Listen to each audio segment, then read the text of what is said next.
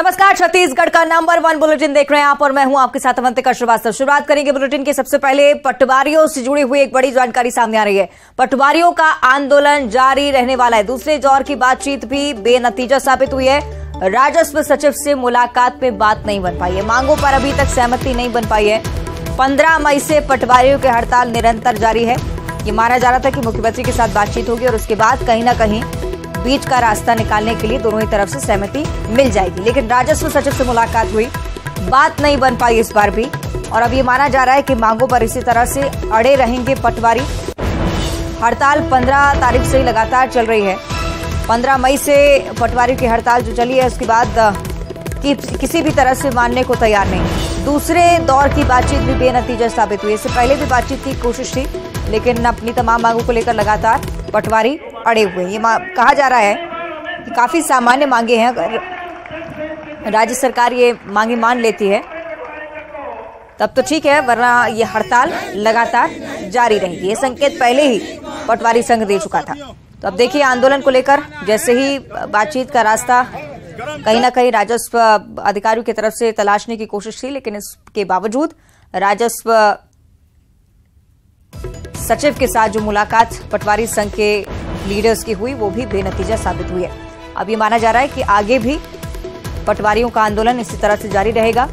ये मांग भी लगातार कर रहे हैं कि राज्य सरकार से, यानी कि मुख्यमंत्री भूपेश बघेल से सीधे बातचीत हो, वरना ये आंदोलन अनिश्चितकाल के लिए जारी रहने वाला है। एस्मा भी लगाया गया प्रदेश सरकार की तरफ से। कोशिश थी कि पटवारियों को वापस काम पे बुलवाया जाए, क्योंकि आम लोग भी काफी परेशान हो रहे हैं। राजस्व संबंधी सभी काम ठप्प पड़े हुए हैं प्रदेश में, और बातचीत का रास्ता खोजने की कोशिश सरकार भी कर रही है।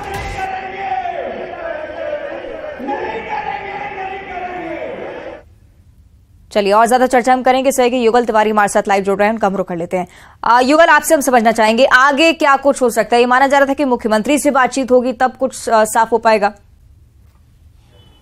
देखिए अवंतिका, दूसरी दौर की ये वार्ता है वो भी आज विफल रही, और जो राजस्व सचिव है एन एक्का, उनके साथ पटवारी संघ की बैठक थी, लेकिन नतीजा बेनतीजा रही, और यही वजह है कि वार्ता विफल हो गई। और आप पटवारियों ने साफ तौर पर कह दिया है कि जब तक जो उनकी मांगे हैं वो पूरा नहीं होगी तब तक आंदोलन जारी रहेगा। तो ये कहा जा सकता है कि अब जब तक प्रदेश के मुख्यमंत्री भूपेश बघेल इस मामले पर हस्तक्षेप नहीं करेंगे तो ऐसा नहीं लगता है कि पटवारियों के बीच मान मनोबल होगा। हालांकि राज्य सरकार ने इन जो आंदोलन को असंवैधानिक घोषित किया है, एस्मा जो लगाया है, और उसके बाद भी अगर आंदोलन जारी है, 15 मई से लगातार आंदोलन जो चल रहा है और लगभग 1 महीना होने को है। तो ऐसे में जो आम जनता है, शासकीय योजनाओं का क्रियान्वयन है, और बहुत सारी जो खेती किसानी के वक्त में किसानों को जो व्यवहारिक दिक्कतों का सामना करना पड़ रहा है, ये काफ़ी जो परेशानी का सबब है वो पटवारियों के आंदोलन से खड़ा हो रहा है। हालांकि एक बार ऐसा लग रहा था कि सहमति बन गई है और बातचीत का जो रास्ता है वो खुला है, तो इस वजह से आंदोलन वापस हो सकता है। लेकिन आज जब वार्ता विफल रही तो ये कहा जा सकता है कि अभी आंदोलन और भी खिंच सकता है। अब जरूरत इस बात की है कि जवाबदार जो हैं वो सामने आए और इन आंदोलनकारी और राज्य सरकार क्या कुछ होता है। बहुत शुक्रिया आपका इस पूरी जानकारी के लिए। कोरबा से अगली बड़ी खबर, जहां तेलंगाना कैडर के आईएएस अधिकारी पर एफआईआर दर्ज की गई। सिविल लाइन रामपुर थाने में मामला दर्ज हुआ है। कोर्ट के आदेश पर एफआईआर दर्ज करने की जानकारी सामने आई है। दहेज प्रताड़ना और अप्राकृतिक कृत्य का आरोप लगाया जा रहा है। आईएएस प्रदीप कुमार झा, एफआईआर दर्ज हुई है इनके खिलाफ। प्रदीप कुमार झा का पत्नी से लगातार विवाद चल रहा है। जैसे ही शिकायत मिली, पुलिस ने संज्ञान लिया, और उसके बाद अब देखिए कोर्ट के आदेश पर आईएएस अधिकारी पर केस दर्ज किया गया है। मामले की जांच में पुलिस लगातार जुटी है।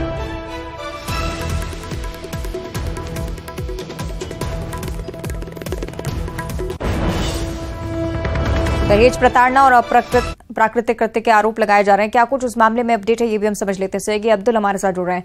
अब्दुल, विस्तार से जानकारी चाहेंगे और आगे क्या कार्रवाई हो सकती है?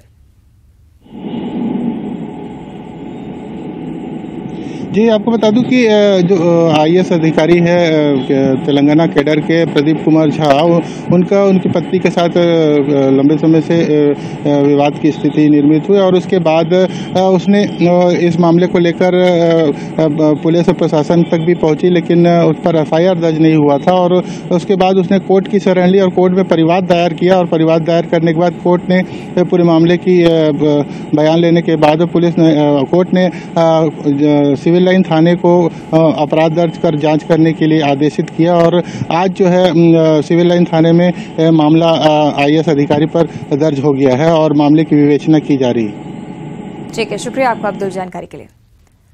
अंबिकापुर की अब चर्चा करेंगे, जहां लड़कों के दो गुटों के बीच मारपीट की जानकारी सामने आई है। नाबालिग लड़कों का दो गुट आपस में भिड़ गए। दोनों विवाद की स्थिति ऐसी बनी कि मारपीट तक की बात पहुंच गई। लिब्रा वाटरफॉल में नहाने के लिए नाबालिग पहुंचे थे और सोशल मीडिया पर मारपीट का वीडियो भी अब लगातार वायरल हो रहा है। परिजनों ने शिकायत की है और जांच में पुलिस लगातार जुटी हुई है। इस पूरे मामले को लेकर तस्वीरें आप देखिए, कोतवाली थाना क्षेत्र का ये पूरा मामला है। विवाद की तस्वीरें आपकी टीवी स्क्रीन पर और इन्हीं के आधार पर पुलिस आगे की कार्रवाई में जुटी हुई है। थाना क्षेत्र अंतर्गत एक वाटरफॉल है जहाँ पे नाबालिग बच्चे और उनके माता पिता कई लोग घूमने जाते हैं। यहाँ पे नहाने धोने के दौरान वीडियो में वो लोग आपस में कहा सुनी बहस और हाथापाई करते हुए दिख रहे हैं बच्चे लोग। तो इसके बारे में कोतवाली थाना में सूचना आई है। उनके बच्चों के माँ बाप के माध्यम से उनसे पूछते हुए नाबालिग के संबंधित जो नियम होते हैं उनका पालन करते हुए इसमें जाँच की जा रही है। और अब अंबिकापुर से अगली बड़ी खबर, जहां लिब्रा वाटरफॉल में ही दर्दनाक हादसा भी हुआ है। डूबने से एक छात्रा की मौत हो गई है। पैर फिसलने की वजह से पूरा हादसा सामने आया है। परिजनों के साथ घूमने के लिए वाटरफॉल में ये बच्ची गई हुई थी और उसी के बाद उसका पैर फिसला और पैर फिसलने की वजह से अचानक से डूबने लगी और इसी के चलते उसकी जान चली गई। अंबिकापुर का ये पूरा घटनाक्रम, लिब्रा वाटरफॉल में ये दर्दनाक हादसा, डूबने की वजह से छात्रा की मौत हो गई है।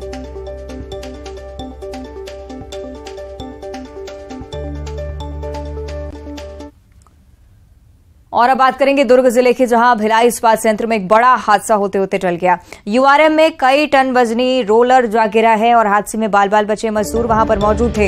इनकाउंटर फेल होने की वजह से ये हादसा पेश आया। घटना की जांच में अधिकारी भी फिलहाल लगातार जुड़े हुए हैं। अगर भिलाई इस्पात संयंत्र की बात की जाए तो अक्सर हादसे की जानकारियां सामने आती रहती हैं। यहां से एक बार फिर से इसी तरह का हादसा हो सकता था, लेकिन राहत की बात यही कि सभी मजदूर जो यहां पर काम कर रहे थे सुरक्षित हैं।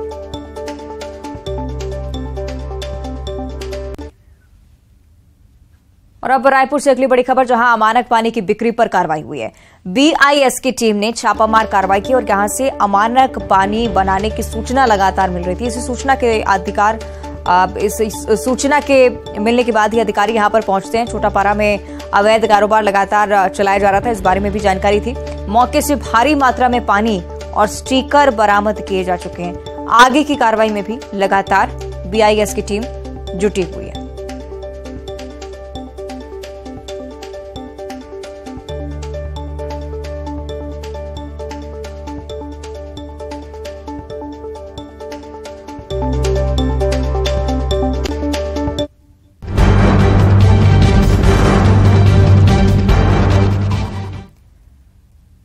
इधर छत्तीसगढ़ में चुनावी साल में सियासी पारा हाई है। इस बीच स्वास्थ्य मंत्री TS सिंहदेव के बयान ने इस गर्मी को और ज्यादा बढ़ा दिया है। बाबा ने कहा कि कई पार्टियों ने उनसे संपर्क किया, उन्हें अपने पाले में लाने की कोशिश की है और इस बयान पर अटकलों का बाजार गर्म है। बीजेपी भी इस पर प्रतिक्रिया देती नजर आई।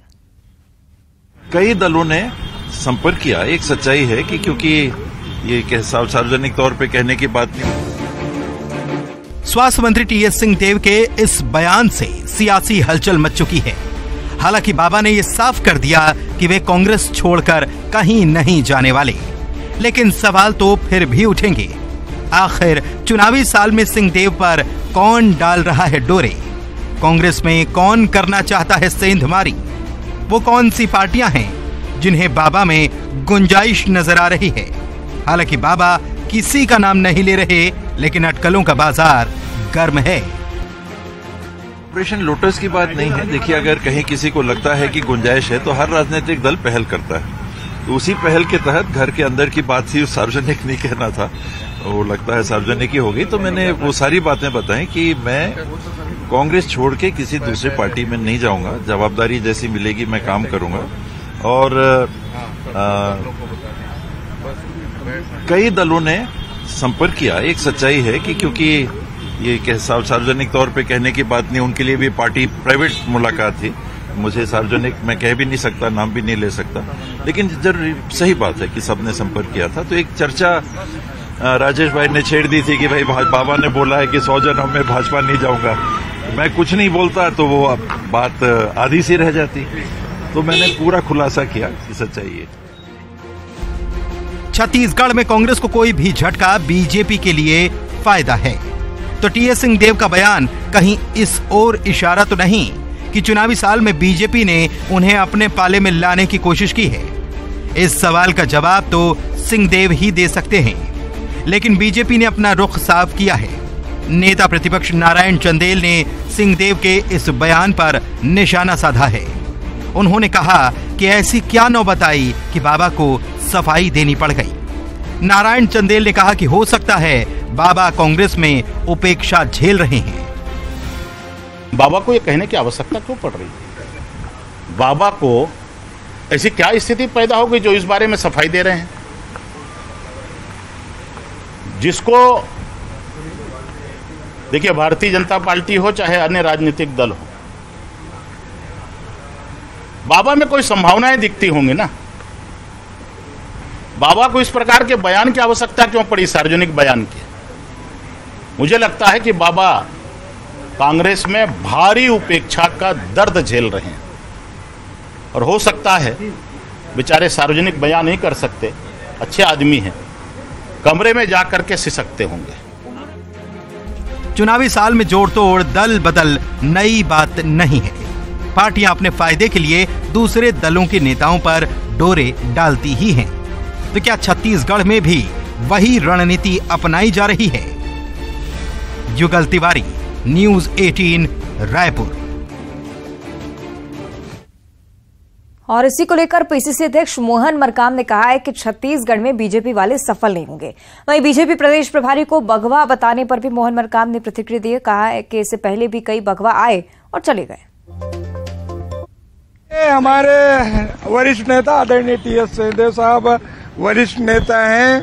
भारतीय जनता पार्टी कई प्रलोभन देने का प्रयास करती है, मगर कांग्रेस के सच्चे सिपाही कांग्रेस के साथ रहेंगे और कांग्रेस के साथ ही रहेंगे। देखिए, ऑपरेशन लोटस जिस ढंग से अन्य प्रदेशों में, चाहे मध्य प्रदेश हो, गोवा हो, चाहे कर्नाटक में करने का प्रयास किया, उसमें सफल भी हुए, मगर छत्तीसगढ़ में भारतीय जनता पार्टी।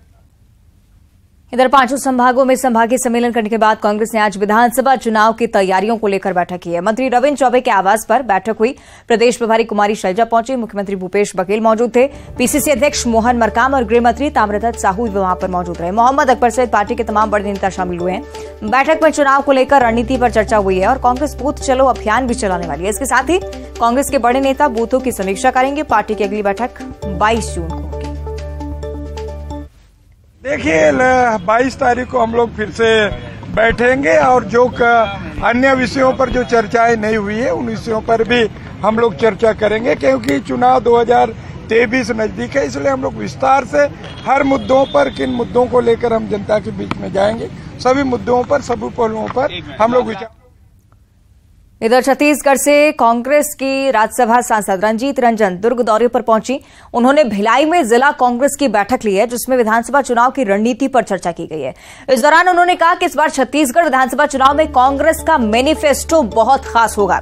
रंजीत रंजन ने यह भी कहा कि कांग्रेस ने जो कहा है वो करके भी दिखाया है। साल 2024 के लोकसभा चुनाव में महागठबंधन के प्रधानमंत्री के चेहरे पर भी जब सवाल पूछा गया तो कहा कि जल्द ही प्रधानमंत्री का चेहरा देंगे। 23 जून को बिहार की राजधानी पटना में महागठबंधन की बैठक है और उसके बाद ही चुनाव के लिए चेहरा तय होगा।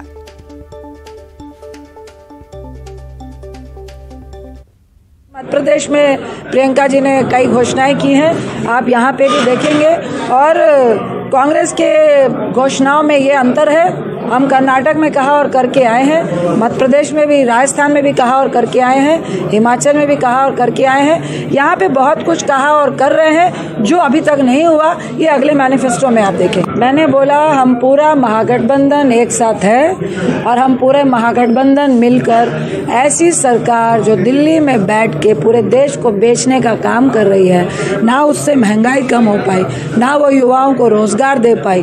2000 के जब नोटबंदी हुई थी तो कहा काला धन खत्म होगा, अब 3 साल के बाद फिर से 2000 के नोट बंद हो रहे हैं। आज जिस तरह की सिचुएशन इस देश में है, उस सिचुएशन से लोग तबाह है और पूरा गठबंधन मिलकर ऐसे लोगों को सत्ता से विमुक्त करे। थोड़ा आप इंतजार करिए, पूरा महागठबंधन एक साथ है और बहुत जल्द उसमें से आपको एक चेहरा भी नजर आएगा। थोड़ा आप इंतजार करिए, पूरा महागठबंधन एक साथ है और बहुत जल्द उसमें से आपको एक चेहरा भी नजर आएगा।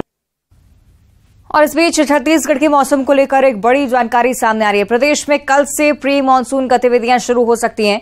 1-2 स्थानों पर गरज चमक के साथ छींटे पड़ने की संभावना है। उत्तर पूर्व बंगाल की खाड़ी तक एक सिस्टम के सक्रिय होने के आसार नजर आते हैं और अधिकतम तापमान में मामूली गिरावट भी आने वाली है, यानी कि थोड़ी बहुत राहत प्री मानसून एक्टिविटीज के जरिए छत्तीसगढ़ की जनता को मिलेगी।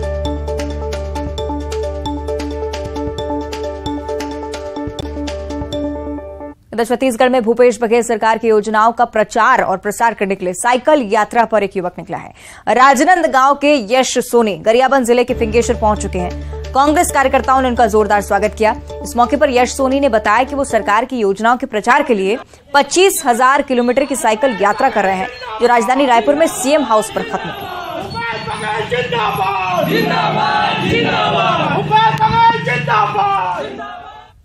इधर समान नागरिक संहिता पर एक बड़ी जानकारी सामने आ रही है। लॉ कमीशन ने लोगों से सुझाव मांगे हैं। धार्मिक संगठनों से भी सुझाव मांगा जा रहा है। 30 दिनों में सुझाव प्रस्तुत करना होगा। समान नागरिक संहिता जिसे लेकर लगातार देश में चर्चाएं बढ़ती जा रही हैं, अब सुझाव का दौर शुरू हुआ है। लॉ कमीशन ने लोगों से सुझाव मांगे हैं। धार्मिक संगठनों से भी सुझाव मांगे गए कि क्या कुछ वो सोचते हैं समान नागरिक संहिता को लेकर। 30 दिनों में अब सुझाव उन्हें देने होंगे, जिनके आधार पर समान नागरिक संहिता को लेकर आगे का फैसला लिया जा सकता है। तो ये बड़ी जानकारी समान नागरिक संहिता को लेकर, ये बड़ी खबर। लॉ कमीशन ने अब लोगों से सुझाव मांगना शुरू किया है। धार्मिक संगठनों से भी सुझाव मांगा जा रहा है। 30 दिनों में सुझाव देने होंगे और उसके बाद समान नागरिक संहिता को लेकर आगे का फैसला लिया जाएगा। इधर छत्तीसगढ़ के कई जिलों में आज आग का तांडव देखने को मिला है। हालांकि गनीमत ये रही कि किसी तरह की जनहानि नहीं हुई है। कांकेर के पखांजूर इलाके में पेट्रोल पंप पर वैन में आग लग गई। हड़कंप मच गया। लोगों ने तुरंत आग पर काबू पाया। समय रहते आग पर काबू पा लेने से एक बड़ा हादसा टल गया। पेट्रोल पंप पर वरना एक बड़ा हादसा हो सकता था। बिलासपुर के बुधवारी बाजार की सब्जी मंडी में भीषण आग लगी। इसकी चपेट में आने से 80 से ज्यादा गुमटियां जलकर राख हो गई। दूसरी तस्वीर हम आपको दिखा रहे हैं। कड़ी मशक्कत के बाद फायर ब्रिगेड की टीम ने आग पर काबू पाया। तीसरी तस्वीर दुर्ग के कातरो गांव की है, जहां एक मकान में आग लग गई और मकान में रखा सारा सामान भी जलकर नष्ट हो गया है। फायर ब्रिगेड की टीम पहुंची, आग पर काबू पाया। शॉर्ट सर्किट से आग लगने की आशंका उतई थाना इलाके की घटना बताई जा रही है।